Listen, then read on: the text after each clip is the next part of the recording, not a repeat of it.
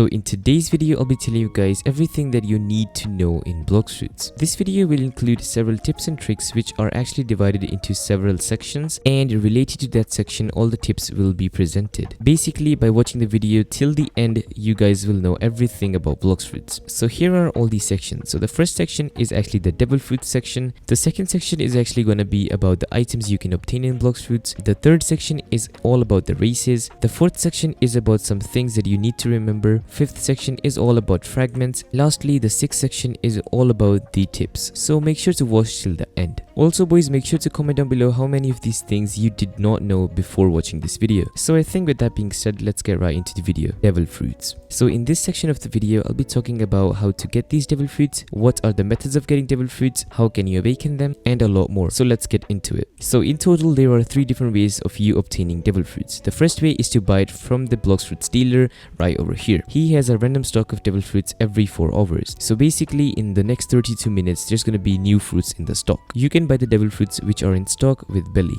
Obviously, the rarer devil fruits such as dragon or soul have a pretty low chance of actually appearing in the stock. So you actually have to be very attentive. Then the second method to get them is actually by finding them around the map. A devil fruit spawns every hour and despawns every 20 minutes if nobody picks it up. Basically, they spawn under random trees, for example like this one, and you can just pick them up and use them however you like. Also, the best way to obtain devil fruits is to actually subscribe to this channel. Yes, if you subscribe to the channel, you guys will have all the devil fruits in the Blox Fruits, and trust me, that works. And then the last viable method to get devil fruits is actually to buy it from the devil fruit cousin. This guy is actually located at the jungle in the first sea, and in the second sea he is behind the cafe, and in the third sea it is at the mushroom island thing place. Once you guys actually reach level 700, you can advance to the second sea, and in this sea you can actually awaken some of the devil fruits.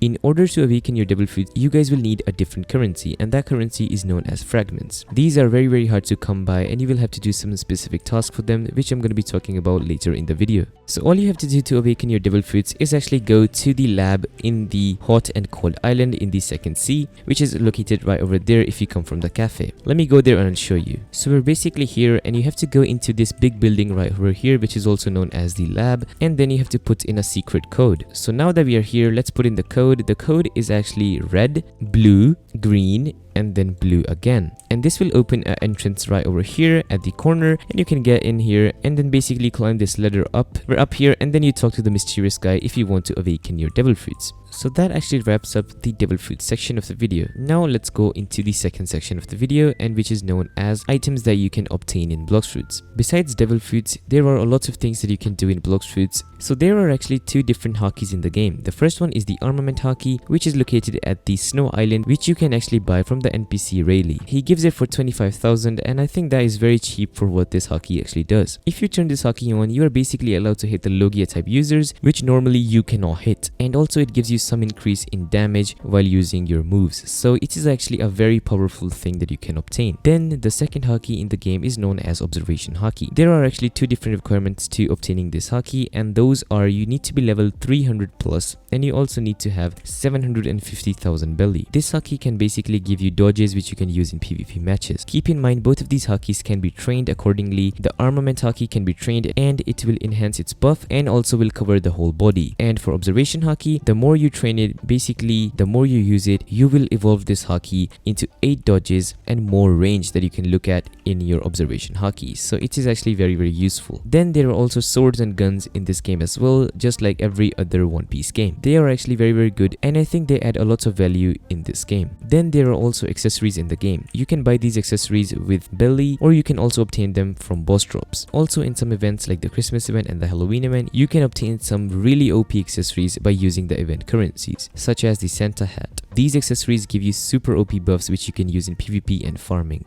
So do not forget to use them. Also, the game does not grant you Geppo, which is also known as the jumping dashes right here, and also does not allow you to use Soru, which is the teleportation move right over here, if you do not own it. You have to buy it from the same guy which gives you the armament hockey, also known as Rayleigh, on the snow island. Both of them are really cheap, so you guys have no problem buying them. So with that being said, this section of the video is done. Then we go on into the third section of the video, which is known as races. Yes, there are actually races in this game. Well, there are 3 common races and 2 advanced races. The common races are Mink, Skypian and Fishman, and the advanced ones are Cyborg and Ghoul. Basically, when you join into Blox Fruits, you have a really small chance of being born with a race. But normally you're born as a human just like me. These races actually give you really OP buffs. For example, the Mink race gives you extra movement speed and larger dashes. The Fishman race gives you immunity to water damage even though if you have a devil fruit. And if you talk about Skypian actually gives you bigger Gapo jumps right here, and you will also lose less stamina while using them. So it is actually very OP.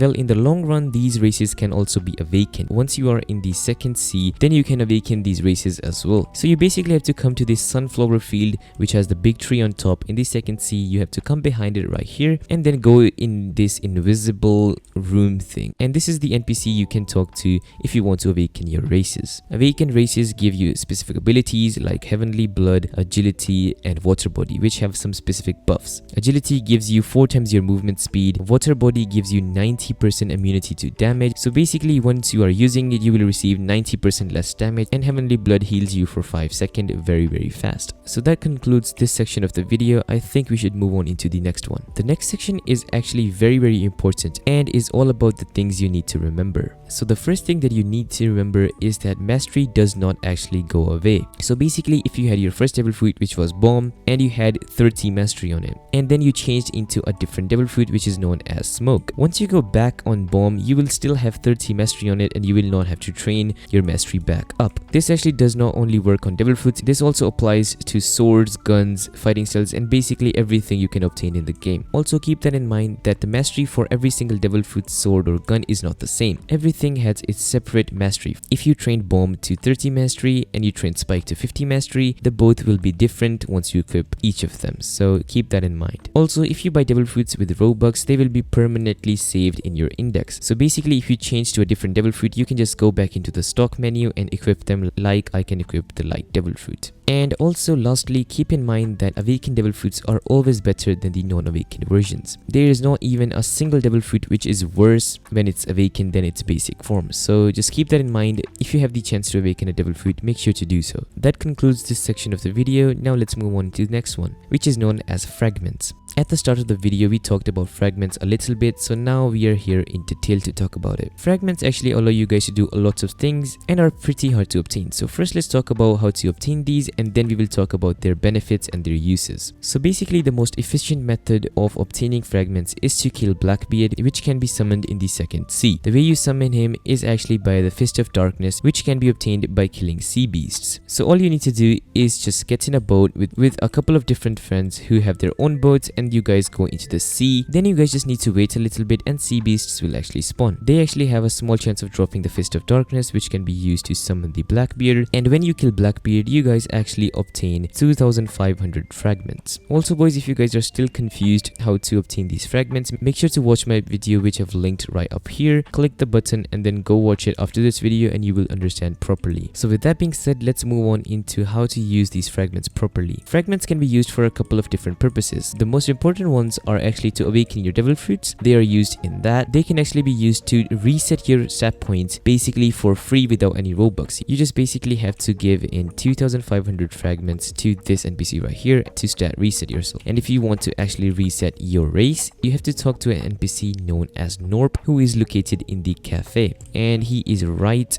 up here. You can talk to him and he will reset your race. So basically those are the uses of the fragments. So now we are actually in the last section of the video, and this section is known as additional tips. So the first tip we actually have is to always remember to set your spawn point. This will allow you guys to save your location at a specific island on which you are grinding on. Also make sure to use this newly added recommended quest icon right here, which tells you guys where are the NPCs you have to farm, which are accordingly to your level. So this one is very important, so make sure to use it. This will also pinpoint the location of where they are, so you can go there very easily without watching a YouTube video. Also, if you are looking to server hop, make sure to use the servers icon up here. If you click it, then you guys can also browse through servers and then you can hop into different servers. This will actually make you guys join servers really fast, and it will basically save your time. Also boys, make sure to group up NPCs, because with that you guys are killing multiple NPCs instead of one. Also make sure to use guns to drag your NPCs closer to you. Use kabucha or the guns which have some low reload speed, so you can drag NPCs really fast and then you can just kill them super